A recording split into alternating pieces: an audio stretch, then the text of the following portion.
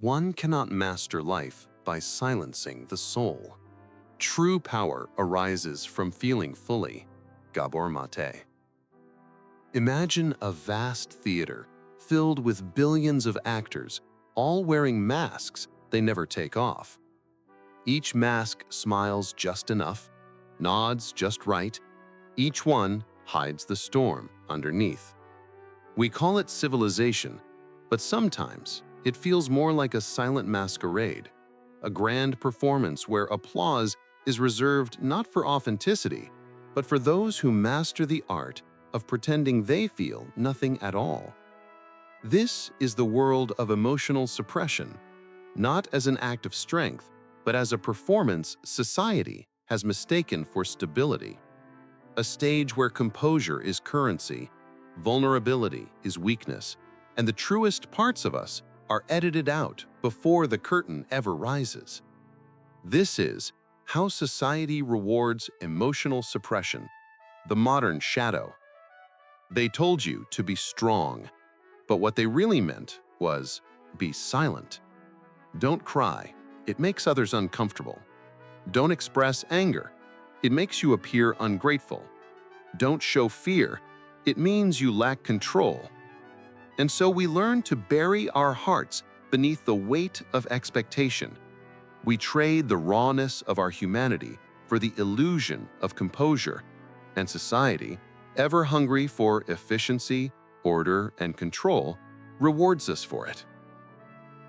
You see, modern success stories rarely include tears. They celebrate productivity, not peace. They glorify the calm face behind the chaos, not the storm that forged it.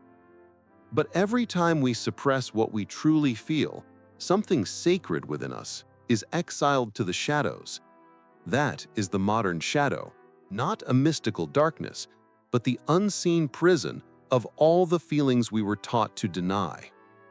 In the ancient world, emotions were seen as divine messengers, each one a fragment of God, whispering wisdom through feeling. Anger was the fire of creation, fear the guardian of boundaries, sadness the river of release, and joy the song of alignment. But somewhere between the ancient temples and the glass towers, we lost that reverence. We began to label emotions as problems rather than portals. We called emotional expression irrational, as if logic alone could steer the soul. We told our children to toughen up, to stop feeling so much, to get over it. And now we wonder why the world feels so numb, why anxiety hums beneath every success story, why depression hides behind every achievement, why the wealthiest among us often feel the poorest in spirit. Here's the paradox. The very emotions we repress in order to survive society are the same emotions we need to thrive as humans. The fire of anger becomes motivation when understood. The weight of sadness becomes empathy when embraced. The pulse of fear becomes intuition when decoded. Suppression doesn't eliminate emotion, it mutates it. What we push down doesn't disappear, it digests us from within. A smile may mask the pain, but the body remembers what the mind denies. And so we become divided, successful on the surface, but starving beneath it. This is not weakness. This is the modern design, a system that prizes control over connection, efficiency over empathy, appearance over authenticity.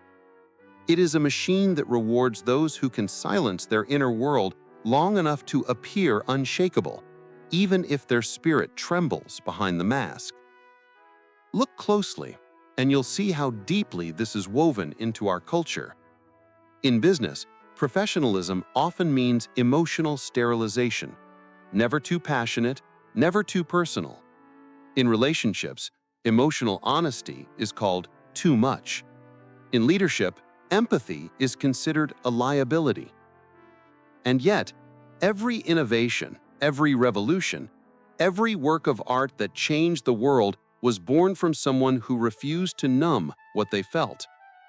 The greatest creators were not calm, collected automatons.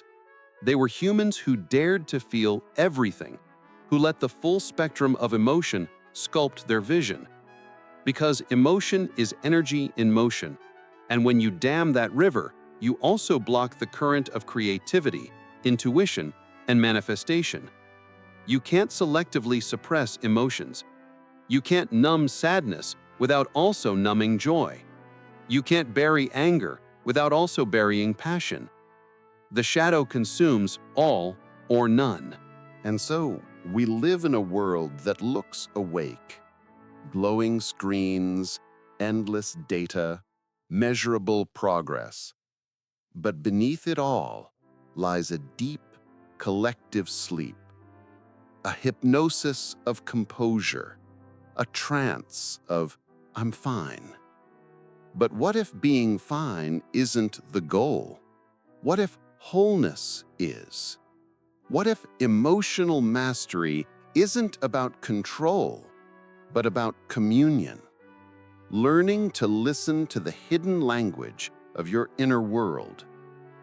Because emotions are not the enemies of logic. They are the fuel of intuition. They are the compass of consciousness.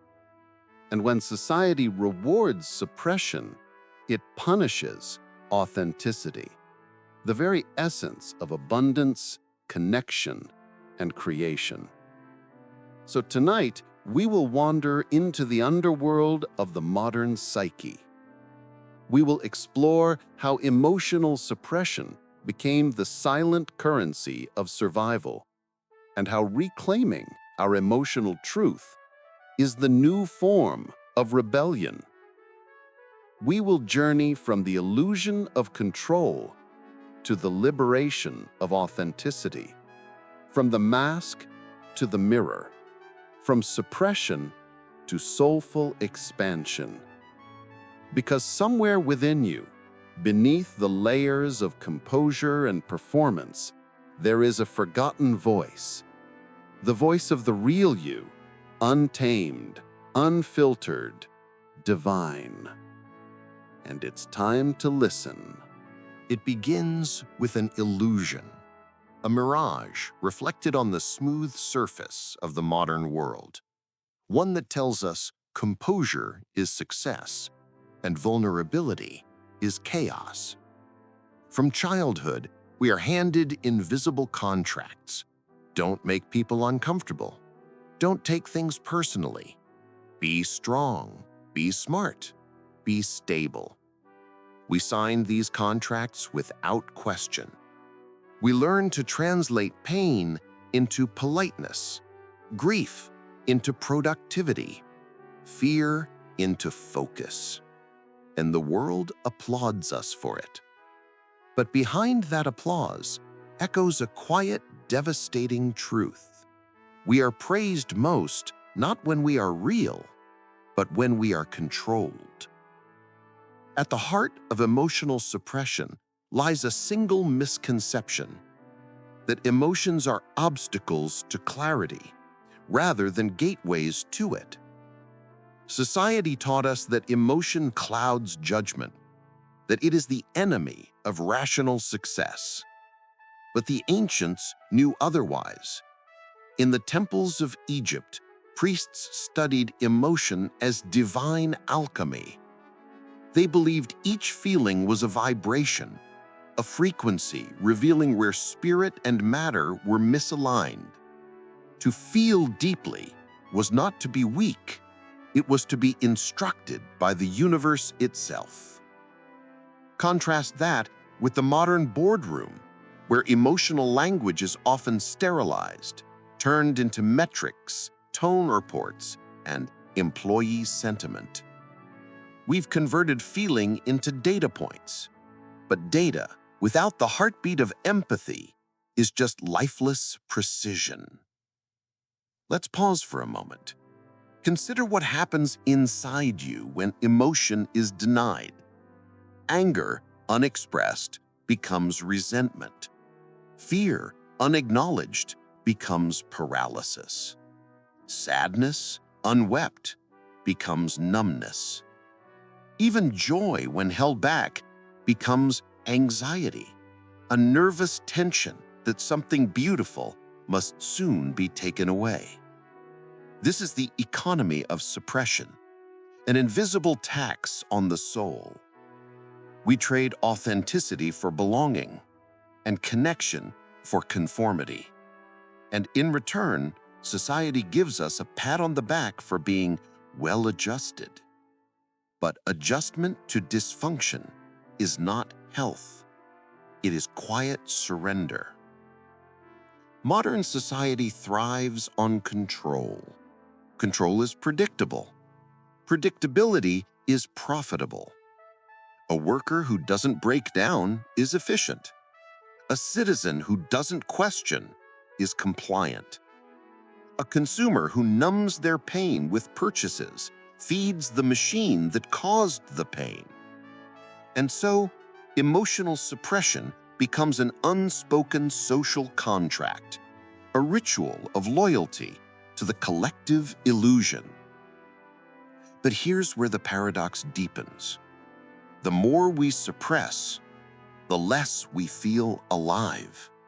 And when life loses its pulse, we start chasing stimulation, scrolling endlessly, working tirelessly, buying, consuming, escaping.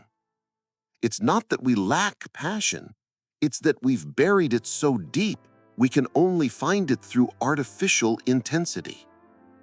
The truth is, the world doesn't just reward suppression, it depends on it. It thrives on the quiet compliance of those too afraid to feel.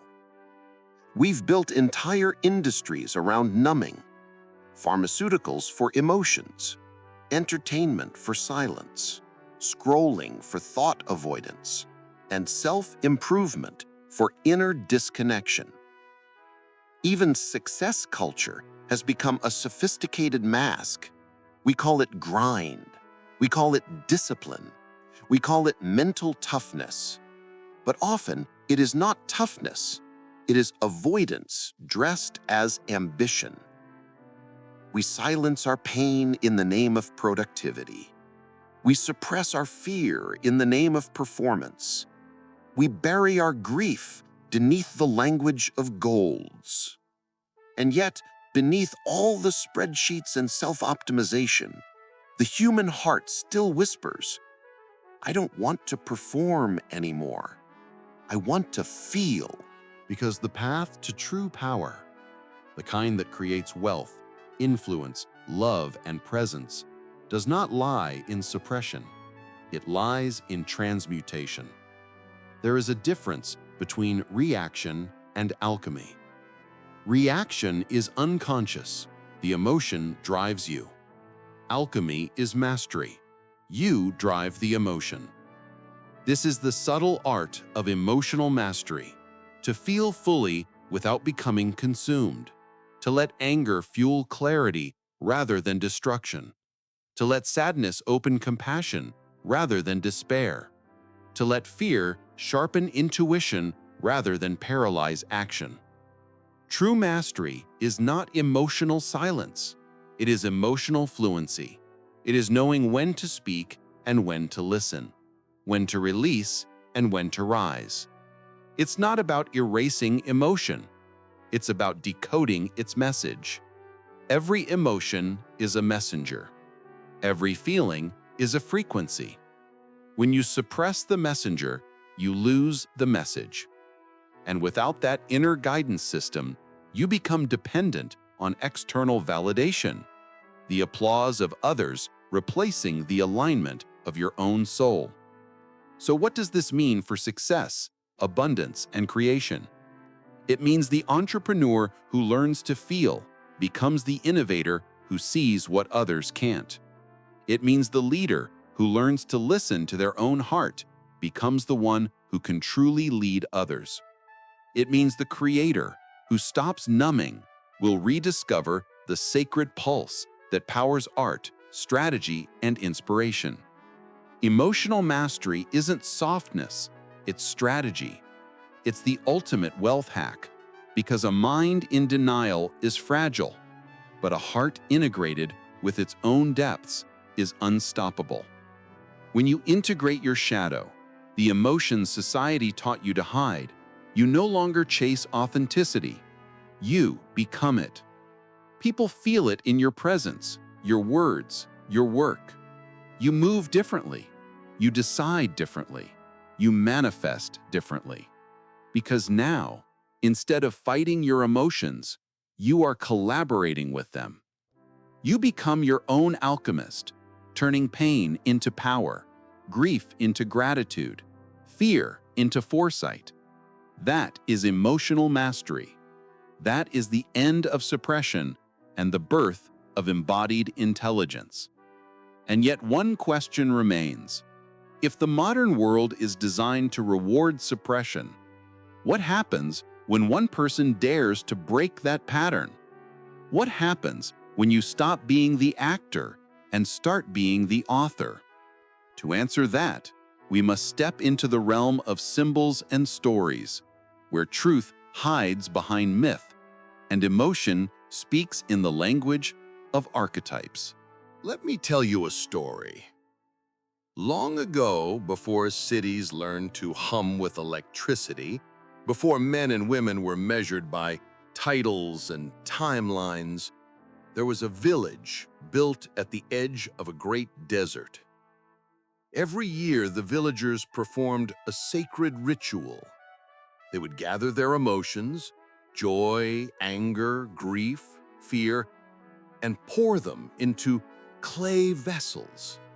Then they would bury those vessels beneath the sand, believing that silence kept the gods pleased and chaos at bay.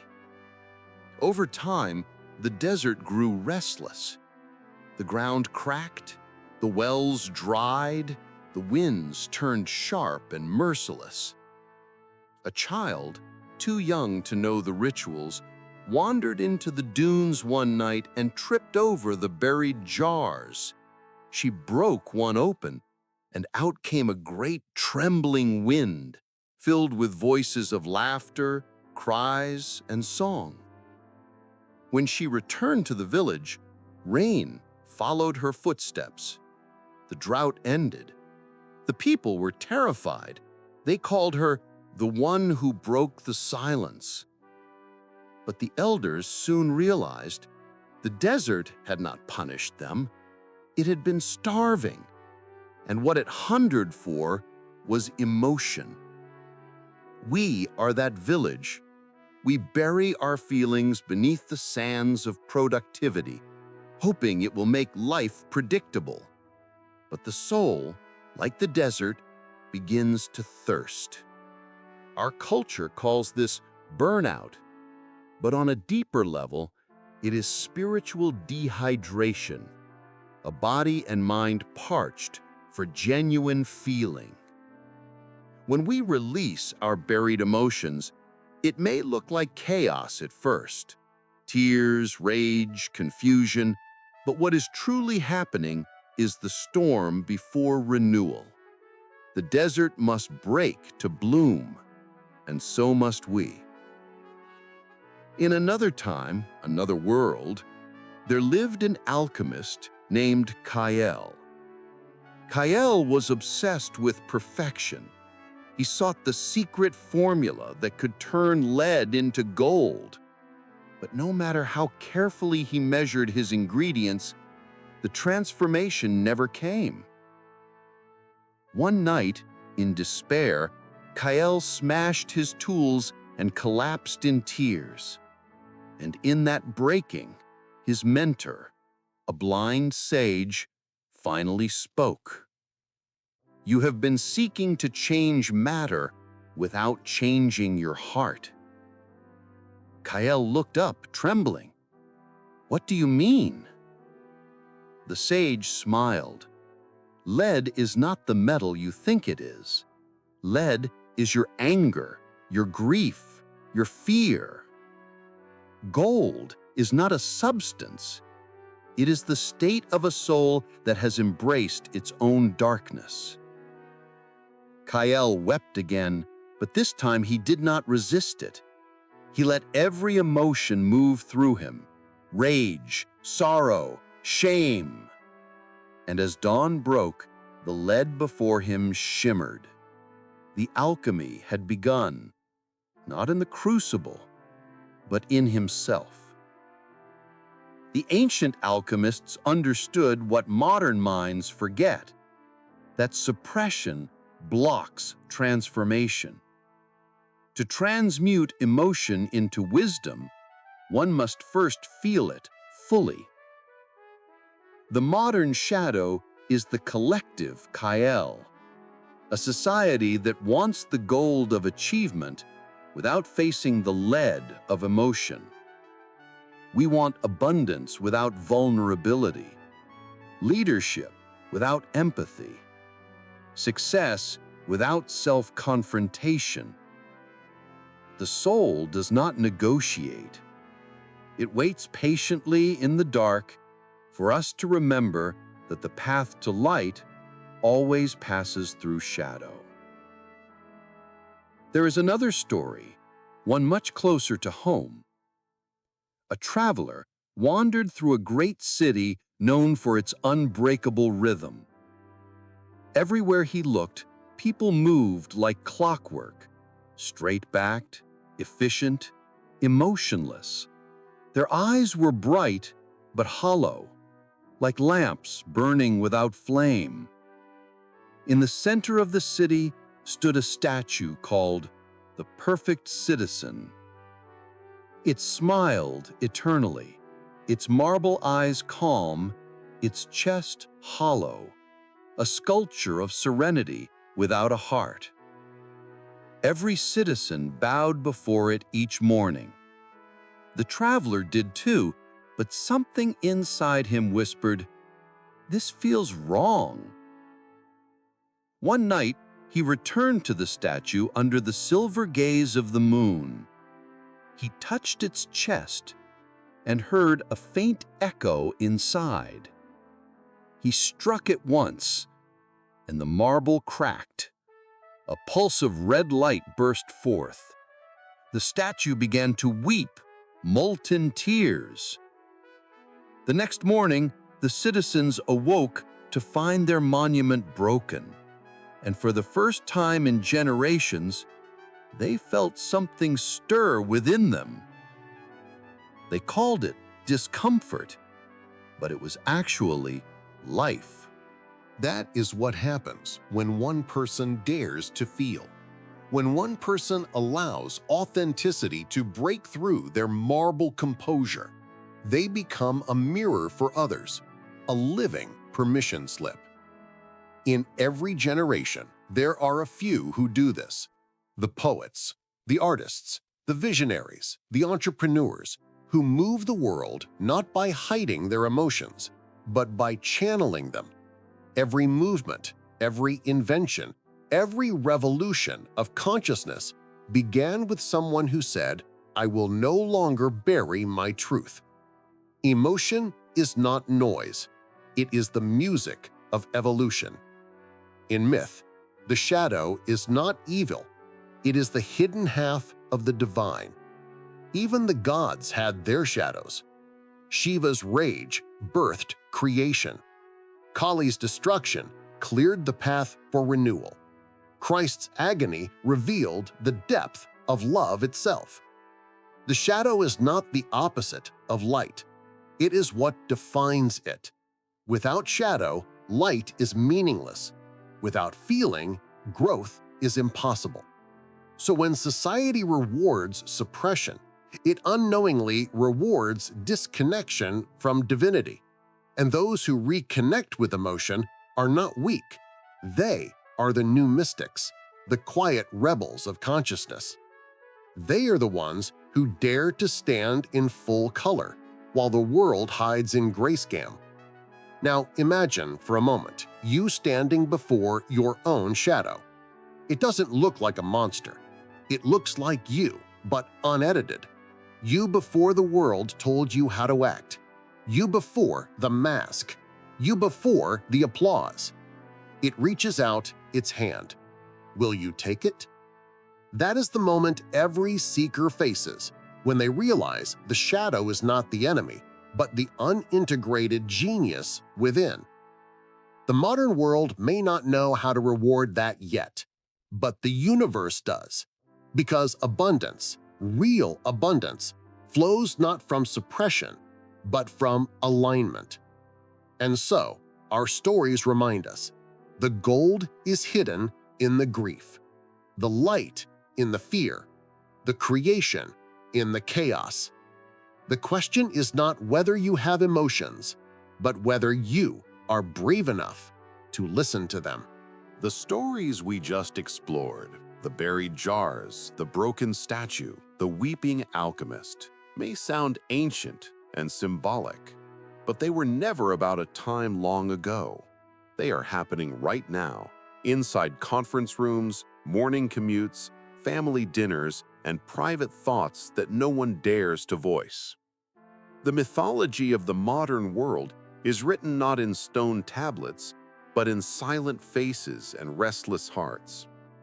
The real desert, the real alchemy, the real city of marble, all exist inside us. And the task now is not to romanticize the shadow, but to integrate it, to turn these realizations into living, breathing practice. Let us begin where the modern world begins, the mind. You've been trained to believe that emotional control equals emotional strength. But strength is not rigidity, it is resilience. Rigidity breaks under pressure. Resilience bends, absorbs, and transforms. True emotional mastery is not about holding everything in. It's about giving your feelings direction. Imagine emotion as water. If you dam it completely, it floods in secret.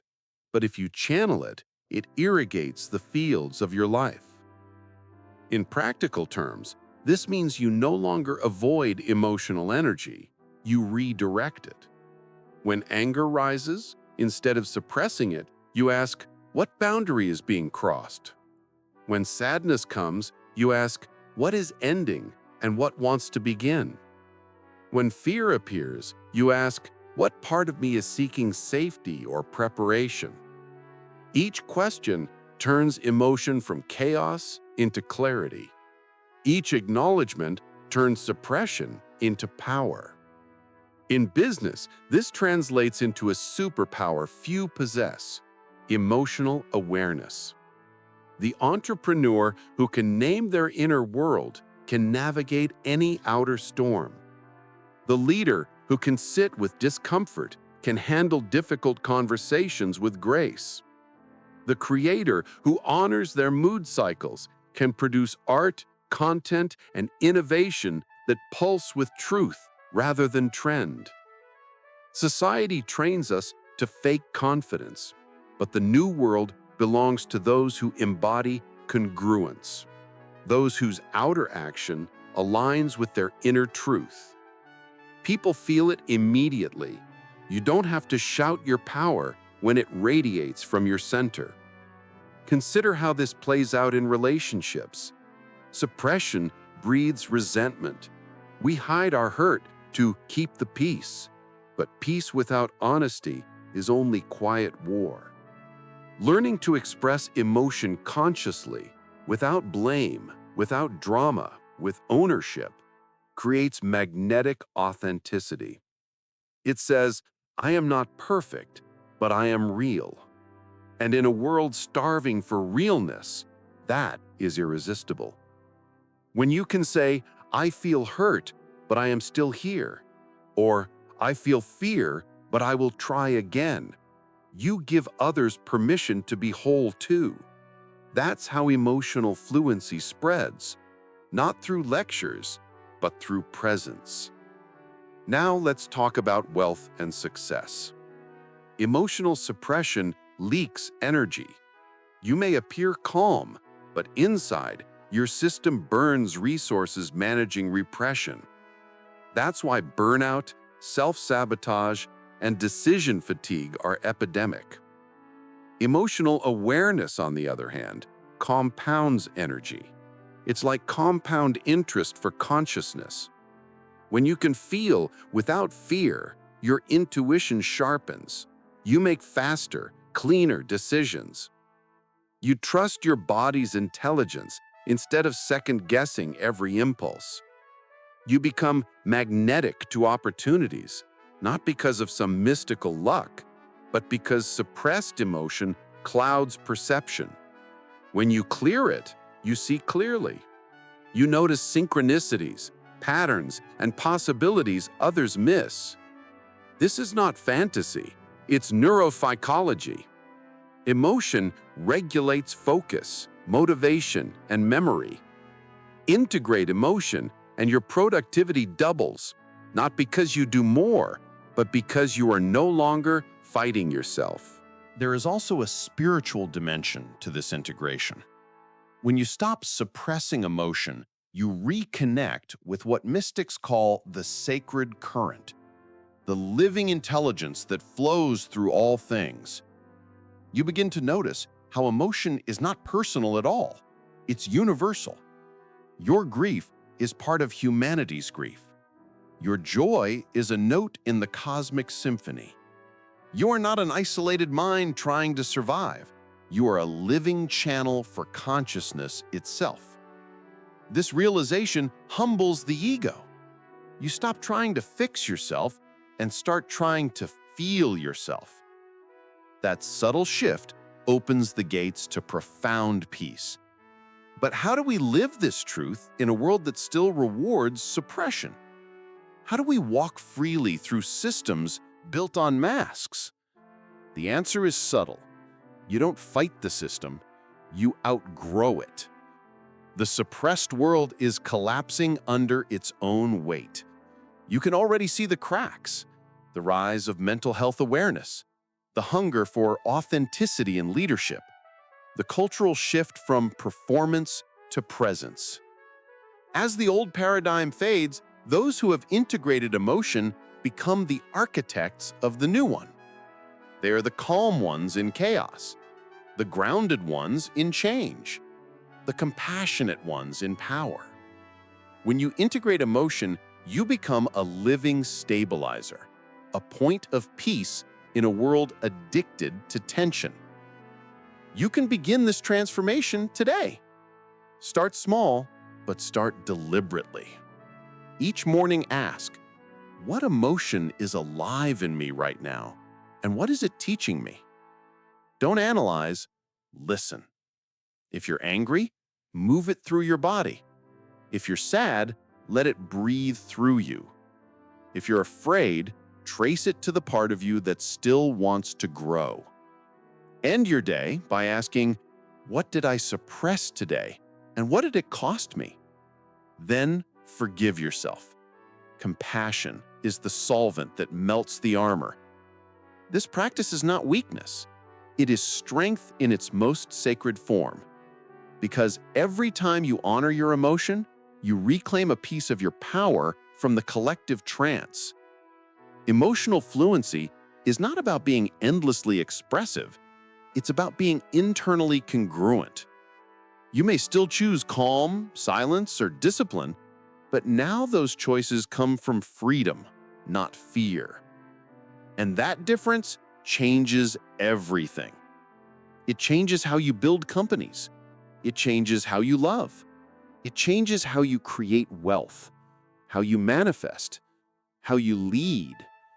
The greatest currency in the new era will not be data or capital.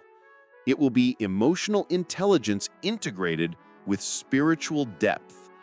Because machines can simulate logic, but only consciousness can feel. The world doesn't need more numb achievers. It needs awake creators. And awakening begins the moment you stop apologizing for feeling.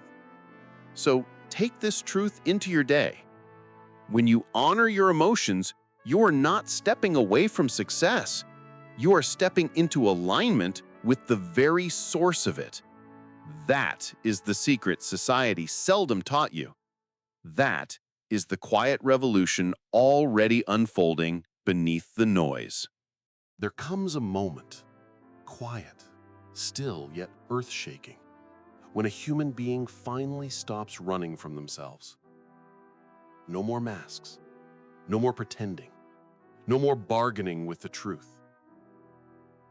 That moment doesn't always look triumphant.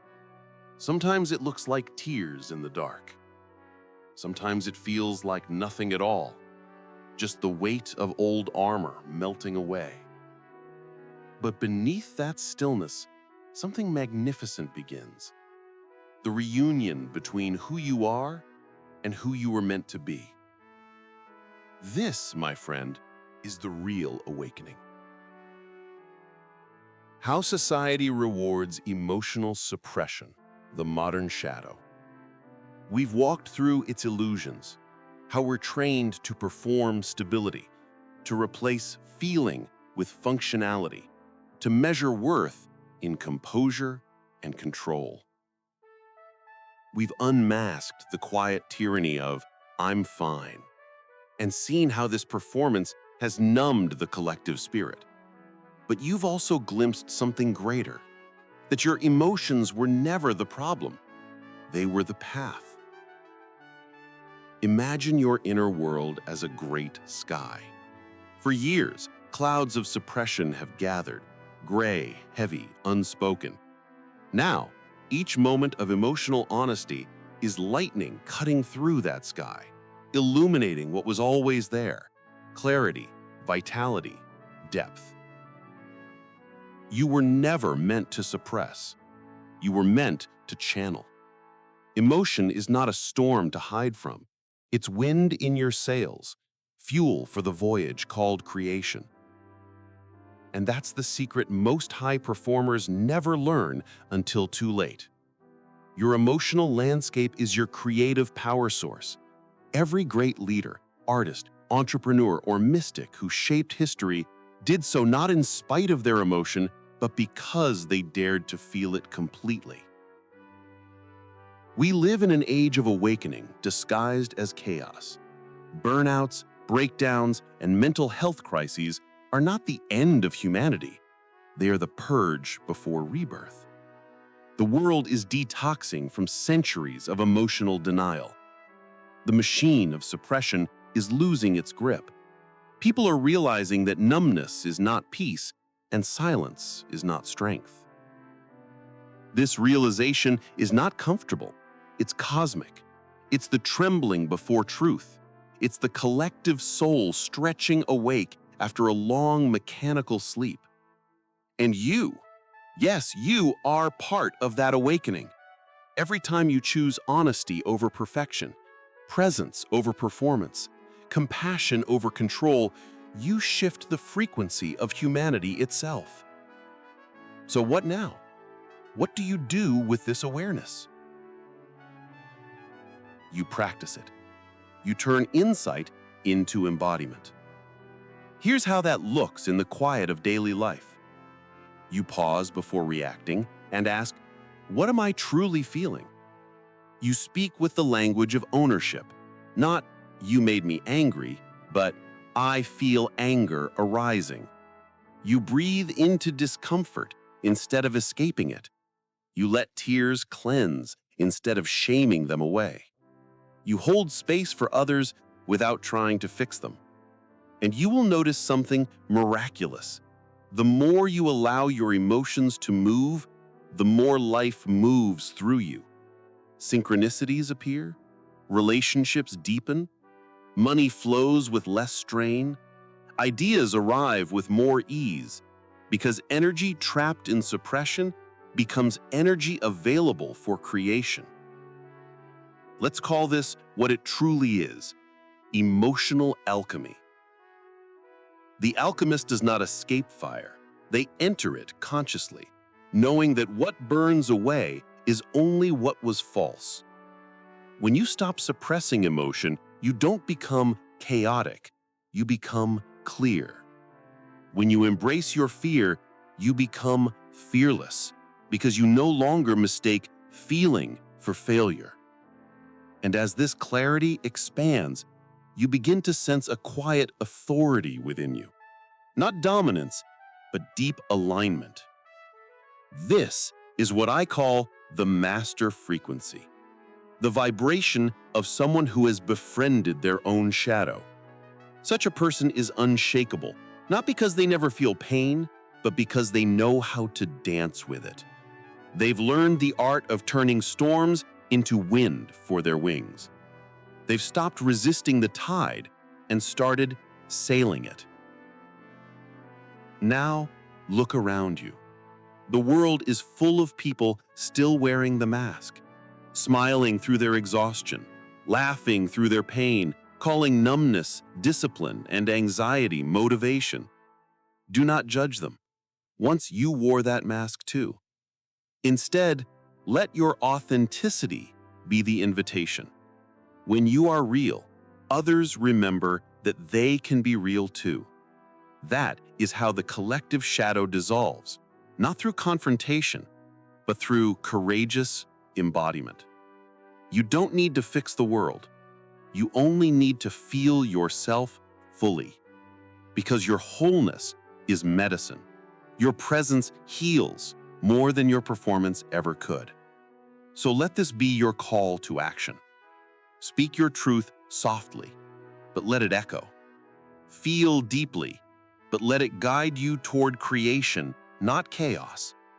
Let every emotion become an artist's brush in your hands, painting your days with vivid, unapologetic life. Remember, the shadow was never your enemy. It was your teacher, your mirror, your proof that you are still gloriously, unmistakably human. And if this journey stirred something inside you, hold it close, reflect on it, live it, share it. Because when you awaken the world around you. Subscribe, return often, and keep walking this path with me.